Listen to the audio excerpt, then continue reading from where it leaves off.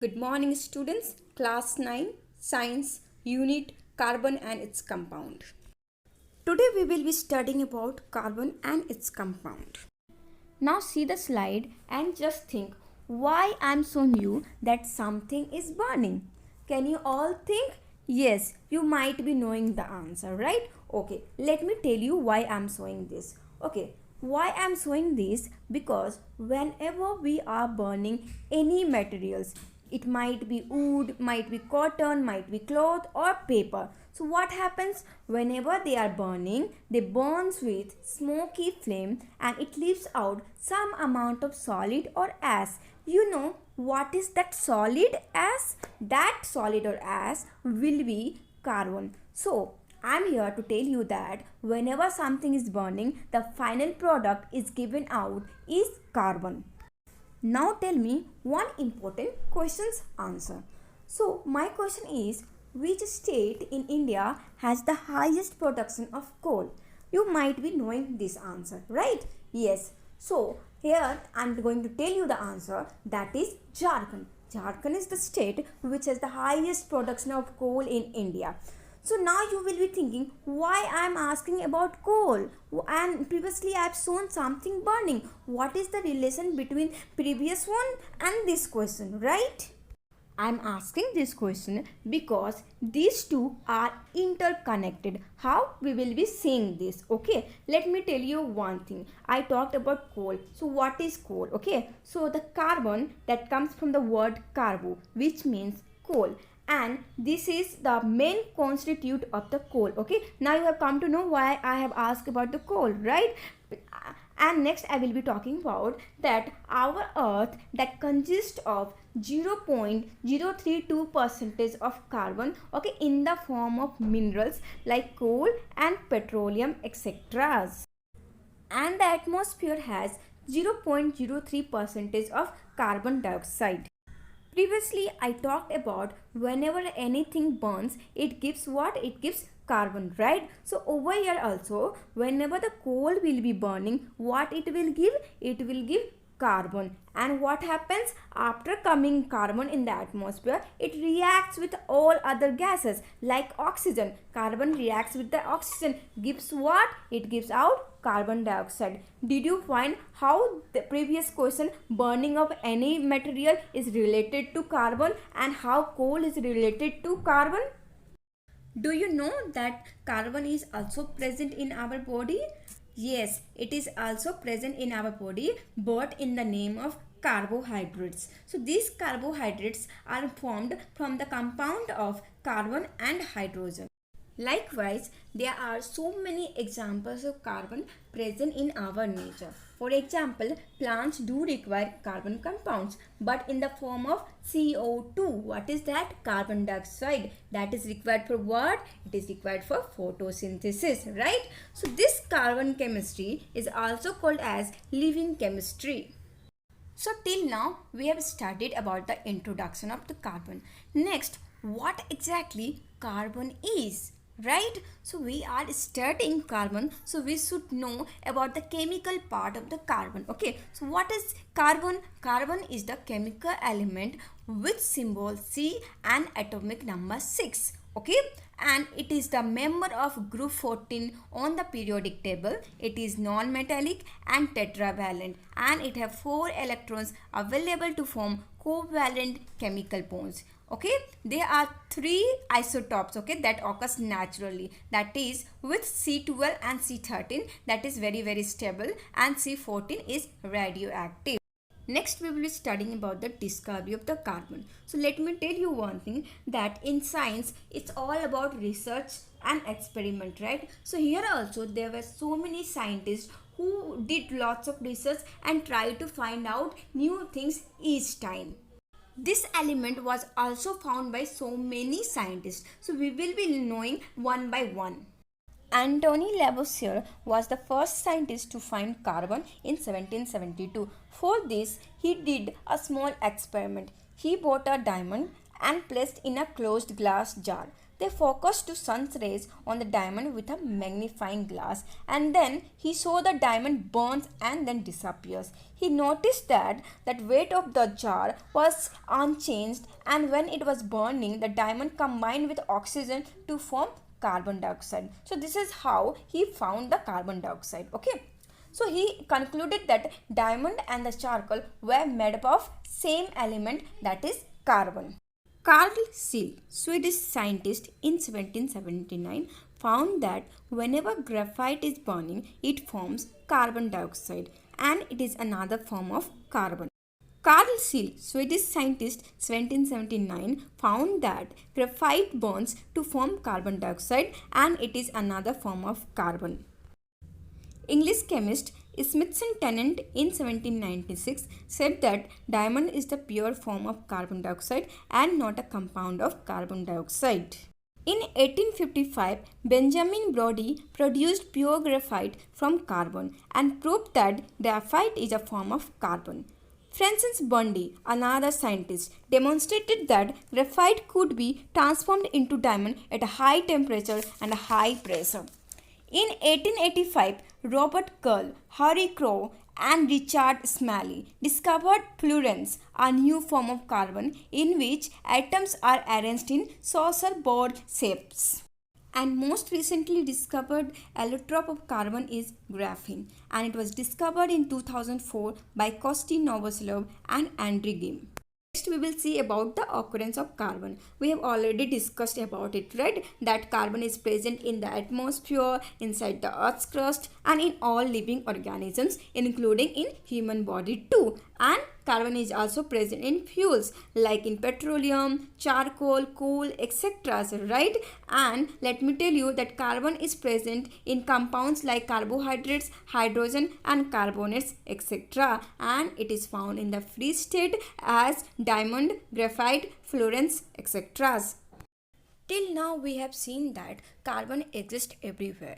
It even exists in our body, and also it exists in the earth's crust, right? So we will see now what makes a carbon a very unique in nature. So let us see the two important properties of the carbon that makes it very unique. First one is catenation, that is the ability to form chains of atoms, and the second one is the ability to form multiple bonds. Next we will be studying about carbon compounds. So what is carbon compounds? We have already learned about the carbon compounds like diamonds we have studied, graphite, graphene, fluorines, etc. These are all the compounds of the carbon. So let us see what is exactly carbon compound is. So compounds that contain carbon as one of their constituent element is called carbon compounds. Okay, so carbon compounds here is divided into two categories. One is organic carbon compound and the second one is inorganic compound. Let us learn about organic compounds. So organic compounds are the compounds of carbon that are obtained from living organisms such as plants and animals. Example, ethanol, cellulose, starch, protein, sugar, etc. These compounds contain carbon which are connected with other elements like hydrogen, oxygen, nitrogen, sulfur, etc. So based on all these things, there are various classes of organic carbon compounds, okay, like hydrocarbons, alcohol, aldehydes, ketone, etc.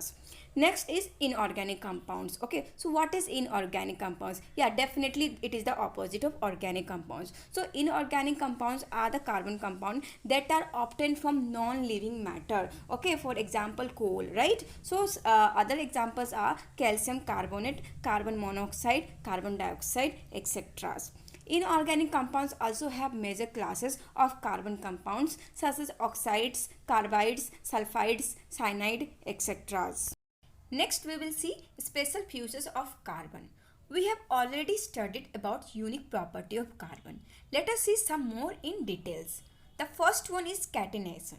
Catenation is binding of an element to itself or with other element through covalent bonds to form open chain or closed chain compounds. In catenation, carbon atoms repeat itself in order to form linear chain, branched chain or ring structure through covalent bond. Here, covalent bond is very important. You can be asked for a 1 mark questions, like it can be asked as which bond is used during the process of catenation of carbon atom. Next one is tetravalency. So it is another unique property of carbon. Now let us see how carbon forms are tetravalent. Know the electronic configuration of carbon is 2,4. This means that it has 4 electrons in outermost orbit. So it has the tendency to share 4 electrons with other elements to complete its octet. You know very well what is an octet, right? So octet means to have 8 electrons in the outermost orbit, which will make it a noble gas or a noble element. As carbon shares 4 electrons, it forms 4 covalent bonds with other elements. So sharing of 4 covalent bonds with other elements makes it tetravalent. For example, methane. In methane, carbon atoms share its 4 valence electrons with 4 hydrogen atoms to make 4 covalent bonds, hence it is tetravalent. Now we saw that carbon can form 4 covalent bonds. With this tetravalency, carbon is able to combine with other element or with itself through single bond, double bond or triple bond. This shows that carbon is having multiple bonds, and this nature of bonding is the primary factor which determines the physical and chemical characteristics of a compound. As carbon have multiple bonds, it is the reason for the formation of various classes of carbon compound. Next unique property of carbon is isomerism, and this property is found in catenated organic compounds. So let us see what is isomerism. So isomerism is the one in which same molecular formula may exhibit different structural arrangement.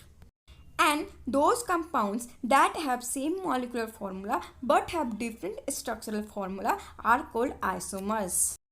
So did you understand what is isomerism?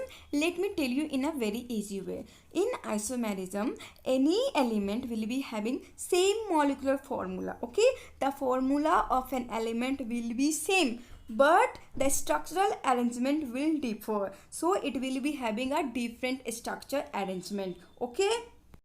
To understand this, we will see one example. See the first figure.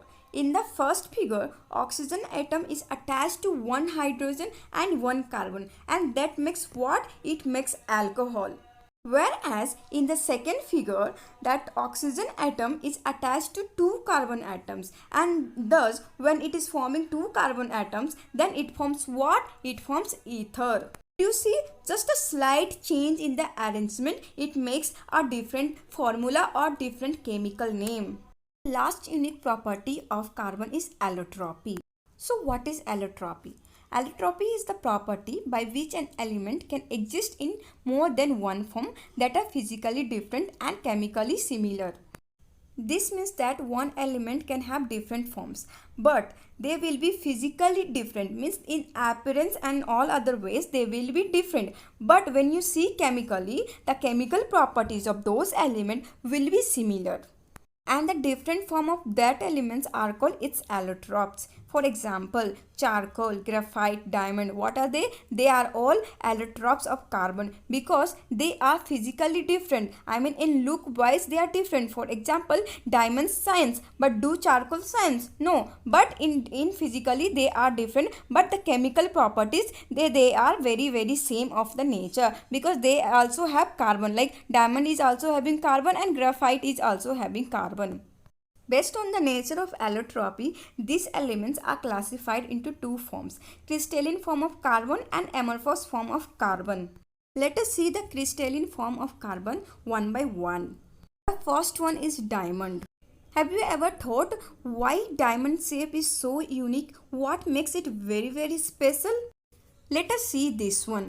In diamond, each carbon atom shares its 4 valence electron with 4 other carbon atoms to form 4 covalent bonds. And these atoms are arranged in a repeated tetrahedral fashion, means in a tetrahedral form, okay, which leads to 3-dimensional structure. And this arrangement leads to form its hardness and rigidity. Thus, this is why the diamond is very hard and very rigid, and it gives a diamond shape. Next one is graphite.